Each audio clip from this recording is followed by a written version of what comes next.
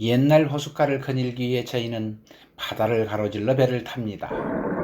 화산이 폭발하고 주위에 화산재가 비처럼 떨어지는 상황에서도 호숫가를 향해 느긋하게 걸어가는 조각류의 공룡의 무리. 이곳에서 그려지는 7천만 년 전의 풍경입니다. 이렇게 살아있는 그들의 발자취는 백악기 후기 한반도가 공룡의 최고의 낙원이었던 사실을 전하고 있었습니다. 한반도 공룡들이 직접 남긴 이 증거들이 없었다면 7천만 년 전으로 시간여행을 하는 것은 감히 상상할 수도 없었을 겁니다.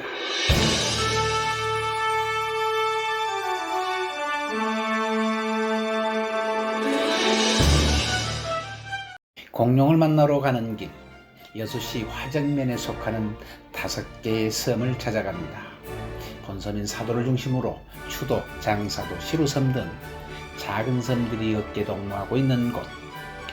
바위와 절벽으로 귀한 형상을 연출해서 아름다움을 마음껏 선사하는 곳입니다. 게다가 과거의 깊은 흔적이 숨어 있죠. 마치 눈앞에 나타날 듯한 이 공룡의 발자국은 언제적 흔적일까요?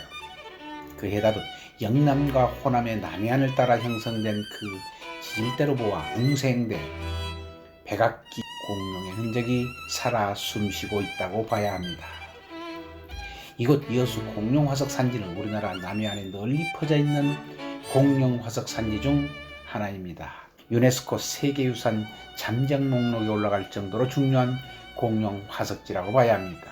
섬에서 약 3,800여 개의 공룡 발자국들이 발굴되었는데요. 공룡 발자국의 대부분은 초식 공룡으로서 목이 길고 몸집이 커다란 조각류, 2다리로 걷는 초식 공룡이 나왔고 일부분 육식 공룡인 수각류도 나오면서 공룡 시대의 전반적인 생태를 알 수 있는 곳입니다.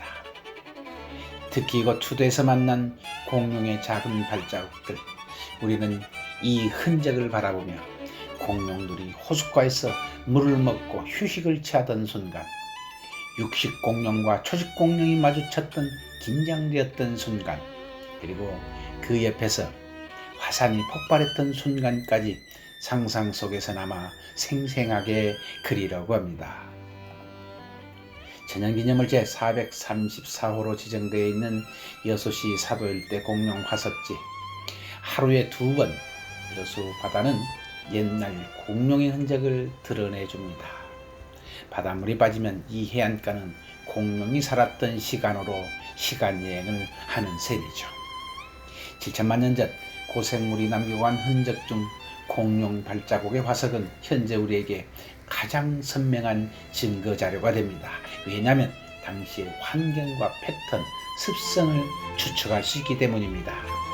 이 녀석들이 한가로이 걸어갔는지 아니면 서로 다투고 있었는지 쫓기고 있었는지 이 발자국의 간격과 종류로 판단할 수 있기 때문이죠.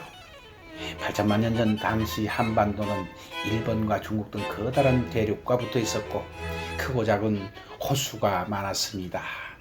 아시아 대륙 히말라야 산맥은 지금과 달랐죠. 지금의 한반도는 거대한 호수가 있었습니다. 사철 25도 정도의 기온으로 감싸고 있어 온난한 기후 공룡에게는 마지막 낙원이었습니다.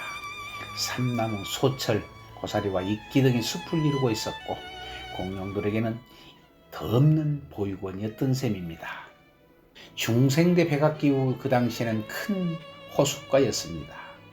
호수의 가장자리에 공룡들이 살았던 흔적들이 발자국으로 나옵니다. 이 공룡 발자국들은 약 84m 길이로 길게 나오고 있는데 이 정도 길이는 세계적으로 유례가 없는 긴 발자국입니다. 대부분은 조각류 발자국으로 누구의 방해도 없이 유유히 걸어간 자국입니다. 발자국이 찍힐 당시에 대지역물, 환경, 기후 등 모든 요소가 맞아 떨어져야 만들어지기 때문에 사실 공룡 발자국 화석은 공룡의 뼈 화석보다 희귀하다고 합니다. 수천만 년을 거치면서 공룡 발자국이 이토록 선명하게 남아있을 확률은 0.001%에 불과한 보존율을 보인다고 합니다. 그런데 그 기적의 현실이 우리 땅에서 바로 우리 눈앞에 펼쳐져 있습니다.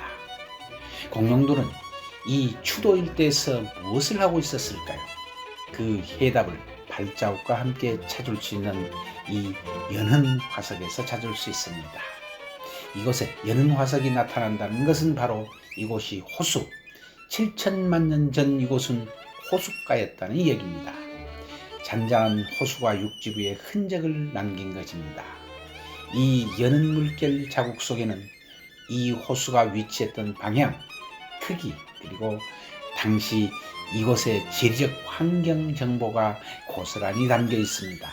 그리고 여기에 공룡 발자국의 종류, 발자국의 방향 등을 보면 중생대 백악기 이후 호숫가에서 한가로이 노니는 공룡들의 풍경이 그려집니다. 무려 84m에 이른 공룡의 발자국들은 한 마리가 아닌 5마리가 무리를 지어 이동한 흔적이었고, 초강류 공룡인 이구아노돈이 무리를 지어 이동했다는 증거입니다.